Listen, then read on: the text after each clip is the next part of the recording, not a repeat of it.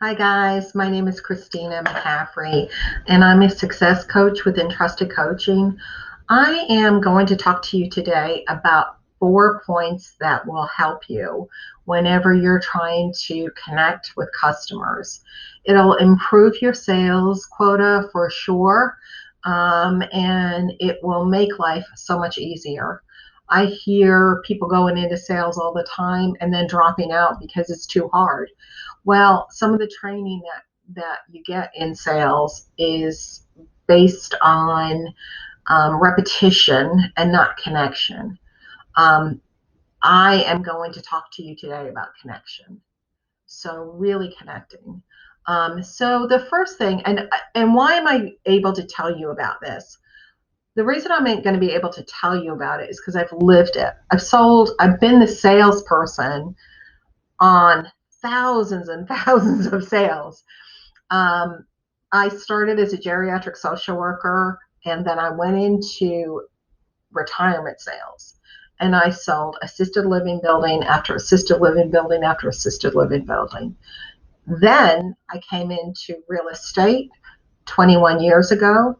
I have stayed in real estate for 21 years, and I've sold coaching for years and training for years. So I've been in front of a lot of different people, and it's all uh, it's very easy for me now. But when I first came in, it was not, and I see how a lot of people train salespeople, and it's how I was trained, and it wasn't really that effective. There's a reason why the turnover is so high, and I have managed not to turn over because I have used these approaches. Okay, so there's my sales pitch on like why I'm credible. So now I'm going to tell you what the things are. And first, I'm going to just give it to you like off the top, and then I'll go into detail. So the first one is seek first to understand rather than to be understood. The second one is to find out the need. The third one is to sell to the need only or refer.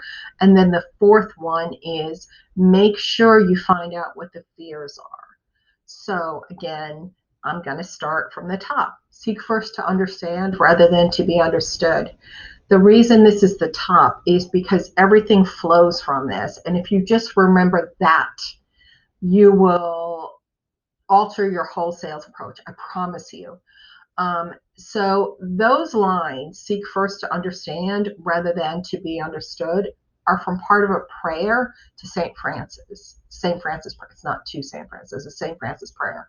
So it's seek first to understand rather than to be understood. And then, so how does that work on the ground? How does that work on the ground? That means that if somebody comes to you, you own a store, let's just say you own a clothing store, and somebody comes into the clothing store and they say, hi, I'm looking for an outfit, and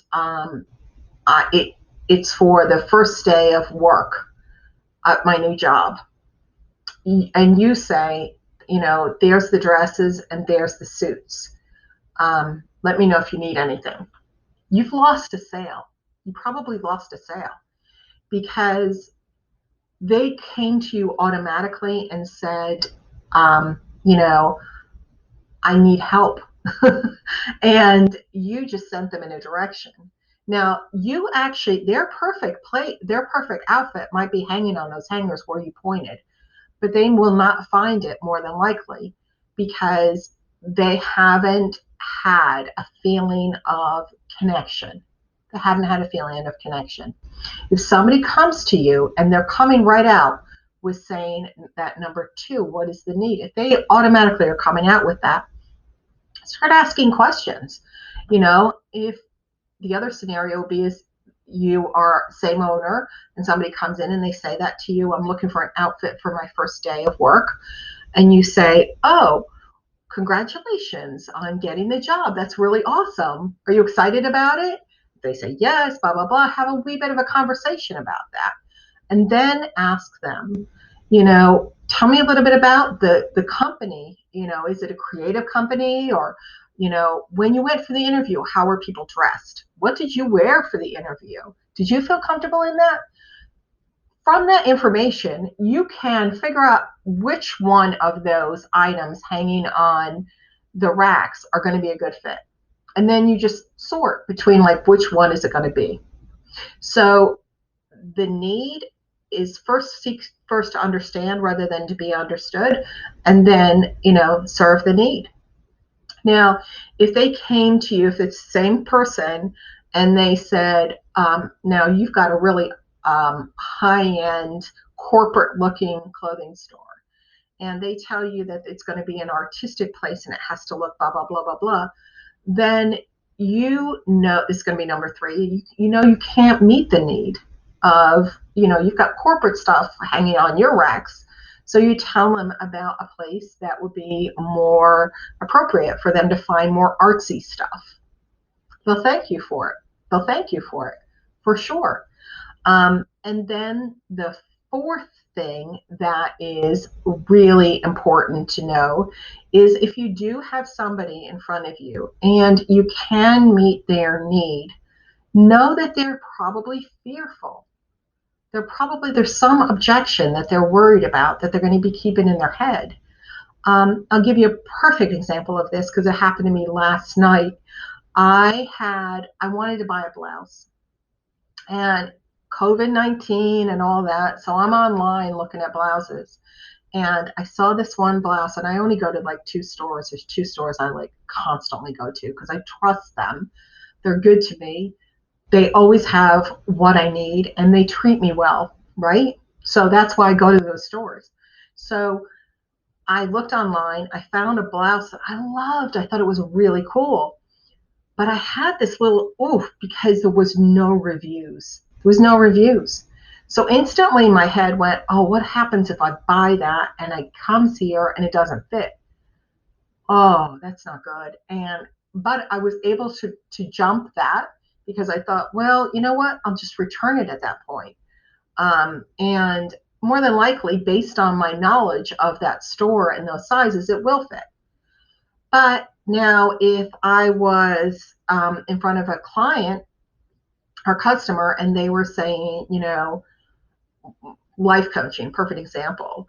Like I want to, they told me their need, and they've told me, I'm trying to, rebuild a relationship, or I'm trying to increase my sales, or I'm trying to do this or do that. Their fear may be that, can they afford me? Or their fear may be that they're not meant for sales, or their fear may be that I'm going to judge them. There's so many different fears that can come into somebody's eyes. And if you're buying a house, are you fearful that buying in the right neighborhood, is it going to lose money, or are you going to be okay? Is it going to be a money pit? There's always a fear. And if you seek first to understand rather than to be understood, find out the need and see if you can address the need. If you can't, refer it out. And then once you know that there is a need for what you sell, then also make sure that you're addressing the fear. Because if you don't address the fear, again, you will not get a sale. Simple as that. So I hope that makes sense. That was the quick and dirty. But I promise you, it's worked for me over and over again. And I have referral business like there's no tomorrow. And I always had. When I moved from assisted living and came into real estate 21 years ago, I had people from assisted living referring to me in real estate. And in real estate, I've had people that I work with in real estate who are coaching now with me. So it's just listening. Seek first to understand rather than to be understood. I hope this is going to be a little bit of help for you and that it works for you. And I have a quick favor to ask you. On YouTube, I'm supposed to be building this channel and I'm not doing such a good job on it. So if that was helpful, if you could leave a comment and or subscribe or both, that will help me grow the channel and it will be very effective. So I appreciate your time, and I hope that I will be able to provide more details for you that will be helpful. Good luck, and thanks again. Bye-bye now.